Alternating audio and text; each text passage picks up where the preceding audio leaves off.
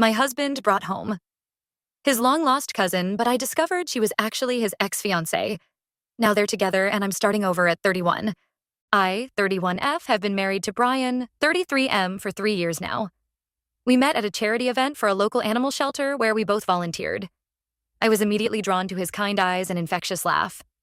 Brian worked in finance and I was a marketing executive. Despite our busy schedules, we made time for each other, and our relationship blossomed quickly. Brian came from a well-to-do family. His father was a prominent lawyer, and his mother was a retired school principal. They seemed nice enough when I met them, but I always felt a certain coldness from them, especially Brian's mother. Brian would brush it off, saying they were just reserved people. My own family background was quite different. I grew up in a tight-knit, middle-class family with 2 older brothers. My parents, both teachers, instilled in us the values of honesty and hard work. They welcomed Brian with open arms when we started dating. Our wedding was a lavish affair, mostly planned by Brian's parents. I would have preferred something smaller and more intimate, but I went along with it to keep the peace. Looking back, maybe that was the first red flag, my tendency to compromise to avoid conflict. The first 2 years of our marriage were mostly happy. We bought a beautiful house in the suburbs and talked about starting a family soon. Brian's career was taking off and he was working longer hours, but he always made time for date nights and weekend getaways. Everything changed last week when Brian came home with a woman I'd never seen before. He introduced her as Megan, 28F, his long-lost cousin. According to Brian, Megan had been estranged from the family for years after a falling out with her parents. He said she needed a place to stay for a while and asked if she could live with us temporarily. I was taken aback. In all our years together, Brian had never mentioned having a cousin. When I asked about it, he said it was a painful family topic that he didn't like discussing. He seemed upset that I was questioning him, so I dropped it for the moment. Megan was pretty in a girl-next-door kind of way. She had long brown hair, green eyes, and a smattering of freckles across her nose. She seemed nice enough, if a bit reserved. I tried to be welcoming, showing her to the guest room and giving her a tour of the house. Over the next few days, I started noticing things that made me uneasy. Brian and Megan seemed very close and comfortable with each other for long-lost relatives. They'd often sit close together on the couch, whispering and laughing. A few times I walked in on them having hushed conversations that abruptly stopped when they saw me. One night, I came home late from work and found them, drinking wine together in the kitchen. Megan was sitting on the counter while Brian stood very close to her, their heads bent together. They jumped apart when I walked in, looking guilty. I started paying more attention after that. Brian was spending a lot of time with Megan, even taking days off work to show her around the city. Meanwhile, he was becoming more distant with me. He was often irritable and snapped at me over little things. When I tried to talk to Brian about my concerns, he got defensive and accused me of being paranoid and unwelcoming to his family. He said I should be more understanding of Megan's difficult situation. I felt like I was going crazy. Was I just being overly suspicious? I couldn't shake the feeling that something was off, so I decided to do some digging. I reached out to Brian's parents, saying I wanted to send a gift to welcome Megan back to the family. To my shock, they had no idea who I was talking about. They told me Brian was an only child and didn't have any cousins. I was reeling from this revelation. Why would Brian lie about Megan being his cousin? Who was she really? I didn't confront Brian right away because I wanted to gather more information first. I started going through our home office while Brian was at work, looking for any clues. In a locked drawer of Brian's desk, I found some photos of him with Megan that looked like they were taken years ago. They were clearly a couple in the photos, kissing and embracing. I also found some old letters and cards from Megan to Brian. Reading them made it clear they had been in a serious relationship in the past. Megan wrote about how much she loved Brian and couldn't wait to be with him forever. As I sat there, surrounded by evidence of Brian's lies, memories from our relationship started to take on new meaning. I remembered a trip we took to Chicago early in our relationship. Brian had been acting strange the whole time, constantly checking his phone and disappearing for long periods. He claimed it was work stress, but now I wondered if he had been meeting Megan. There was also the time I found a woman's earring in Brian's car. He said it must have belonged to a coworker he had given a ride to, but he got unusually defensive when I asked about it. Had it been Megan's all along? My head was spinning. I couldn't believe Brian had lied to me like this. I sat there for hours, reading through everything and trying to make sense of it all. When Brian got home that night, I confronted him with what I'd found. At first, he tried to deny it, but when I showed him the photos and letters, he broke down and admitted the truth. Megan was his ex-girlfriend from college. They had dated for 3 years and were even engaged at one point. But Brian's parents disapproved of Megan, thinking she wasn't from a good enough family. They pressured him to break things off, threatening to cut him off financially if he didn't. Brian gave in and ended the relationship, which devastated Megan. Recently, Megan had reached out to Brian again. She told him her marriage had ended in divorce and she was struggling. Brian said he felt guilty about how things ended and wanted to help her. He claimed he only intended to give her temporary support until she got back on her feet. I asked Brian why he lied about who Megan was. He said he was afraid I wouldn't understand if I knew the truth. He swore nothing inappropriate had happened between them and that he loved me. But I didn't know what to believe anymore. As Brian talked, I thought back to all the times in our relationship when things hadn't quite added up.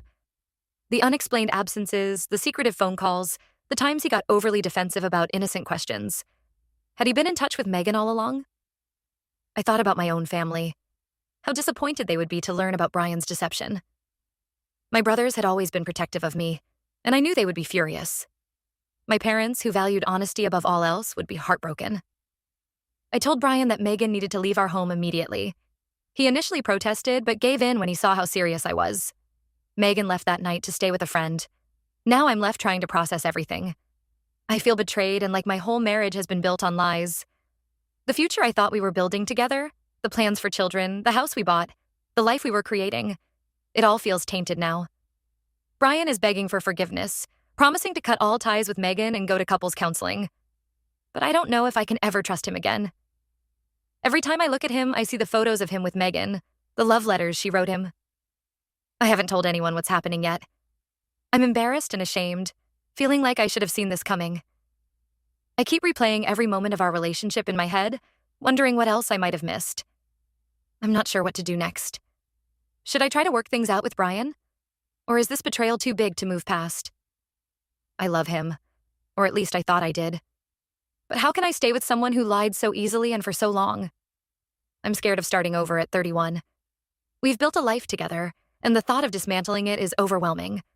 But the thought of staying and always wondering, always doubting, is equally daunting. I could use some advice. Has anyone been in a similar situation? How did you move forward? I feel lost and alone, and I'm not sure where to turn next. Update 1. It's been about 2 weeks since my last post, and a lot has happened. I want to thank everyone for their advice and support. It really helped me gain some clarity during this confusing time. After Megan left, Brian continued to beg for forgiveness. He swore up and down that nothing physical had happened between them and that he loved only me. But I just couldn't shake my doubts and mistrust. Every time he touched me, I couldn't help but wonder if he had touched Megan the same way. Every time he said, "I love you," I questioned if he had said the same words to her. I decided to reach out to Megan directly. I got her number from Brian's phone and asked to meet up. To my surprise, she agreed. We met at a small cafe on the outskirts of town, away from prying eyes. Megan seemed nervous, but willing to talk. Her story matched Brian's in some ways, but there were key differences.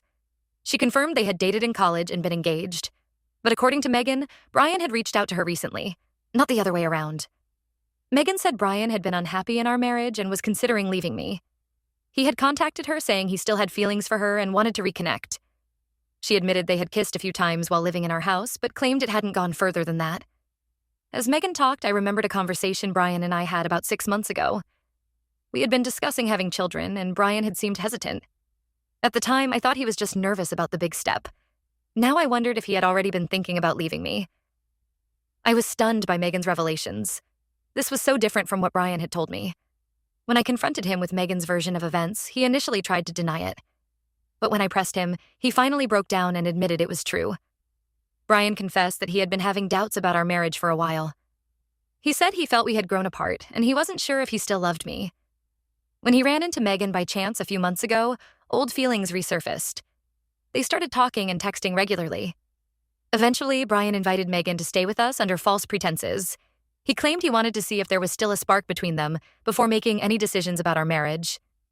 He swore they hadn't slept together, but admitted there had been kissing and heavy flirting.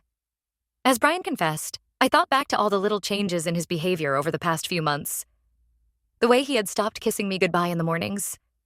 How he had been spending more time at the gym, saying he wanted to get in shape. The new cologne he had started wearing. All these little things that I had dismissed at the time now took on new, painful significance. I was devastated. Not only had Brian lied to me repeatedly, but he had been actively pursuing a relationship with another woman while still married to me. I felt like such a fool for not seeing what was happening right under my nose. I thought about my parents and how they would react to this news. They had always been so proud of me, of the life I had built with Brian. How could I tell them that it had all been a lie? And my brothers. They had welcomed Brian into the family like another brother. I knew they would be furious when they found out how he had betrayed me. After a lot of soul-searching and many sleepless nights, I've decided I can't continue this marriage. The trust is completely broken, and I don't think I'll ever be able to look at Brian the same way again. Every happy memory we shared is now tainted by the knowledge of his deception. I told Brian I want a divorce. He broke down crying when I told him my decision. He begged for another chance and said he'd do anything to make it right. He promised to cut all ties with Megan, to go to counseling, to be completely transparent with me about everything. But I know in my heart that too much damage has been done. Even if Brian never spoke to Megan again, how could I ever trust that there wouldn't be another woman in the future? How could I build a family with someone who could lie so easily and for so long? I've moved out of our house and am staying with my sister for now. Being around her 2 young children has been both a comfort and a painful reminder of the future I thought I would have with Brian. My sister has been incredibly supportive, letting me cry on her shoulder and assuring me that I'm making the right decision. I've contacted a divorce lawyer and am starting the process.